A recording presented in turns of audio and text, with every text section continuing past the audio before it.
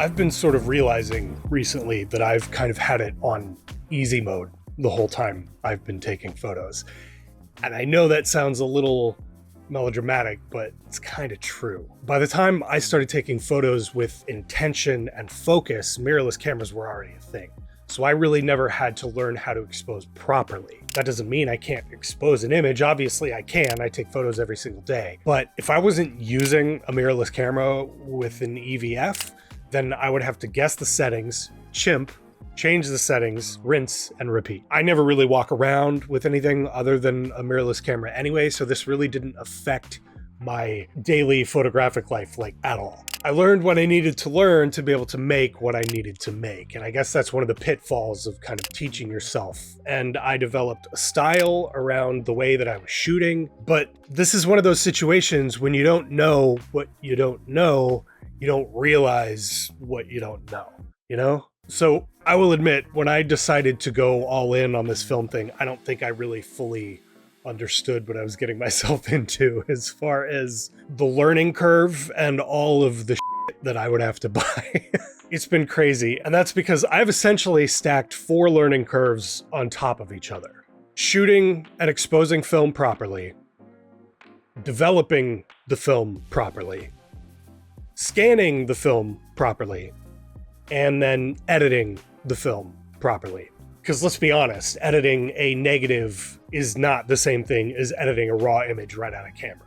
And I think I've finally got a repeatable enough workflow in place that now the cost is just time, film, and chems. So today I just kind of wanted to talk about what I've been thinking as I've been piecing all of this together, show you some of my first scans that I've done, and just talk a little bit about what I've been going through as I've been developing the first 5 rolls of film of my life.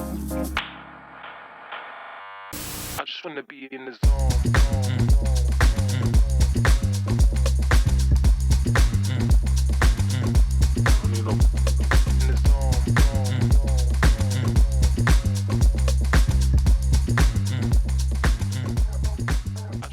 The question of why am I doing this has been ringing in my head since I finished editing that last video. As of the recording of this video, I have shot 5 rolls of film. I lost one completely. I don't really want to talk about what happened there. 2 of the rolls had some sort of developing / light leak problems. I don't think they're light leaks. They don't look like that to me, but I don't have enough experience to really diagnose what that is. But it might be because of this.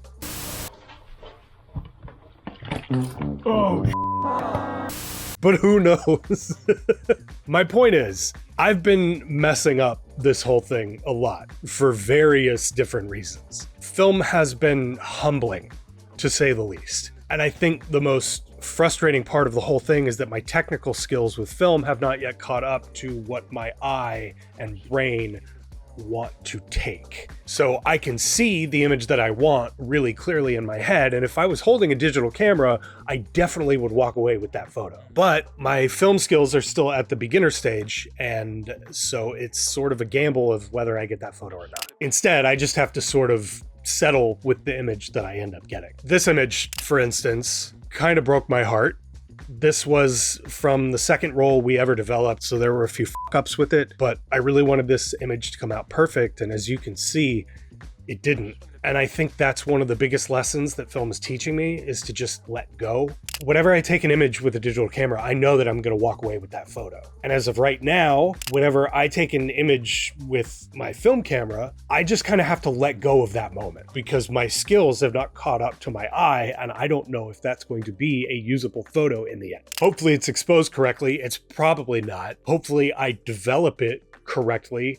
I probably messed that up, and hopefully I can scan it in correctly if all of that goes well. So why am I f***ing up so much? I touched on this earlier, but there is a ton of stuff to learn when you decide to both develop and scan. Right now, I'm still in the trial and error phase, and I'm still a beginner, and that is sort of the bottleneck at the moment. If I were sending my film off to a lab to be developed, none of this would really be an issue because the only learning curves I would be really dealing with is exposing and scanning. Because from what I've been able to tell, scanning and editing go much, much easier if the film itself is well exposed and it has been developed well. But as I'm going through this process of learning from failing, I'm realizing how much of this game that I've been playing has been on easy mode. I love digital photography. I still love digital photography. It has taught me everything that I know, but I now know what I didn't know. And that's that film photography is hard, and you have to earn those photos in a way that digital just doesn't ask of you, especially when you're doing everything on your own. And it's not that shooting film is so difficult that it's impossible. It's that it's different and it has a steep learning curve, but it's climbable if you want it enough. If I were a true beginner at photography, all of this would be way too overwhelming to try to take on all at once. But after buying all the things, not metering or exposing properly, failing at developing, failing at scanning several times, finally, in the 5th roll, I finally got these.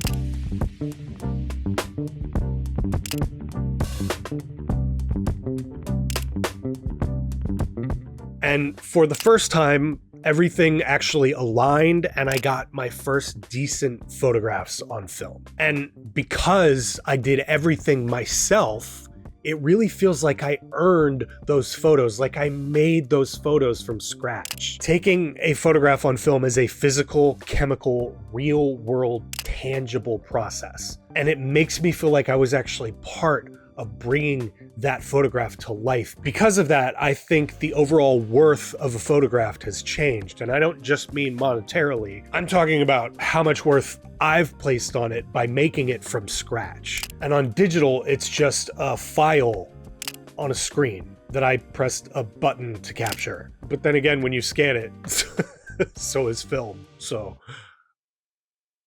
I don't think any of this matters in the end at all, to be honest. I just don't think I ever really realized how much the mirrorless digital camera was playing into my photography and how much it was kind of doing for me. I never had a reason to learn the Ansel Adams zone system, but after only a few weeks of shooting film, I am already more familiar with it and know how to implement it better than I did ever before of years of shooting digital photos. And that's because more than anything else, what film has taught me in the last 2 weeks is to have intention with my photography. I have to already kind of know what I want out of that image before I even take it and make that decision in the moment, working within the bounds of the film that I'm shooting on. Whereas on digital, I get to decide all of that later with the raw file. With digital, I think more than anything, you don't really have to live with the decisions you've made unless something is like wildly out of focus or some other big mess up that makes it just unusable. It's all just fixable and moldable into whatever you want it to be, which can be a good thing and is mostly. But film has boundaries, film has limits, and it forces you to work within those limits. And sometimes the most creative stuff can come out of forcing limits upon yourself. And right now I'm only shooting on Kodak Gold 200. It's cheap enough that I don't feel bad learning on it and burning through some, but I think it's restrictive enough to just really enforce good habits on me right now, which is what I really need. And there are several times, like this photo with the table and the wall, where I place the highlights in the wrong zone and force the shadows to die out too quickly. From what I've read about Kodak Gold, this is sort of typical, but I don't have any business going toward Portra or Ektar or anything more professional right now. I feel like I really kind of have to earn those. And when I feel like I'm not gonna fuck up every single roll that I'm shooting, I'll start leaning towards something more professional. I know I said in the last video that in this video we were gonna go out, shoot a roll of film, come back, look at it, talk about it, but I needed to make this video first. I don't want to present myself as though I am going out, spraying and praying, coming back with 26 keepers a roll, because the reality of the situation is in 5 rolls, I've only got a handful of keepers that I even think are half decent. And funny enough, almost all those are from the same roll. But I'm still figuring out what I'm doing. And I'm failing, I'm learning from that failure, and slowly I'm getting a bit better because of it. And so the cycle goes. And I've just kind of given myself permission to be bad at this and to fail. That is sort of helping me not get too upset when I do just everything up.